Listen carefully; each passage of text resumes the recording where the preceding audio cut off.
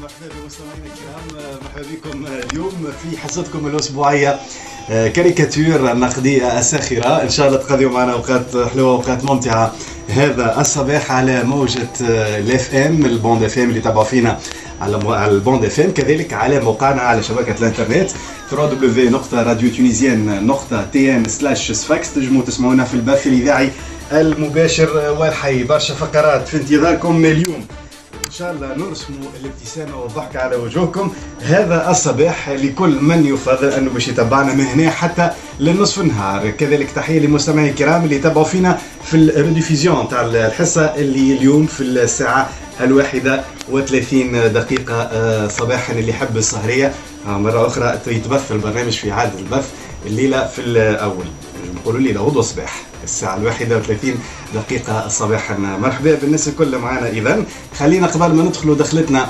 الرسمية اليوم نمشي نسمعوا الدخلة الموسيقية، أهم الأغنيات اللي باش تسمعوها معنا اليوم في كاريكاتير.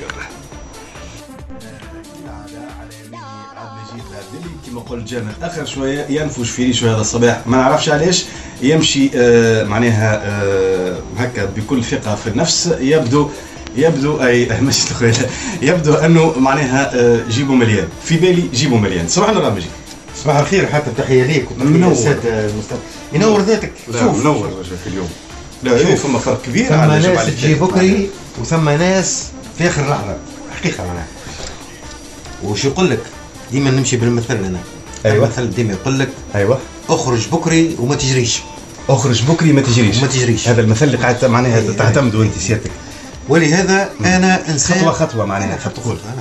انا انسان نمشي في عقلي. ايوه عندي ناس معناها، عندي فريق بارك الله، عندي فريق. عندك فريق؟ عندي فريق قاعد يخدم على روحه فهمتي، وبعد انا نجي في اخر لحظه. وسيادتك اش تعمل معناها؟ يجيبوا لي الديريكت ودبوسه الماء. ايوه ما نشرب الحقيقه ما نكذبش. أيوة. انا في اخر لحظه نجي نجم معناها. فريق.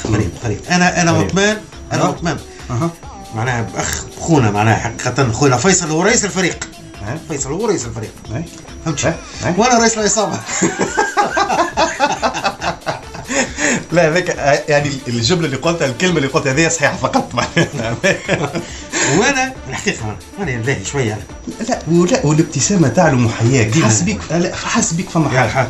يا حاتم انا كي نمرض مثال صدقني لا نحط حتى نوعيه نتاع دواء. شوف يا مجيد 53,000 نعديها 3 مرات انا جوستومون خير من الفيكس. تدريش اللغه الخشبيه وكذا والى اخره. اعطينا الصحيح شفما.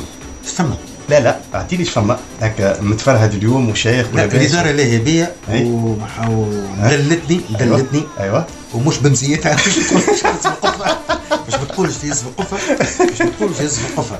لا تحس بيه جيبك مليان. لاهين بيه جيبك مليان. حس يعطيوني قاعدين يمدوني يا عبد المجيد معناها اخدم برا.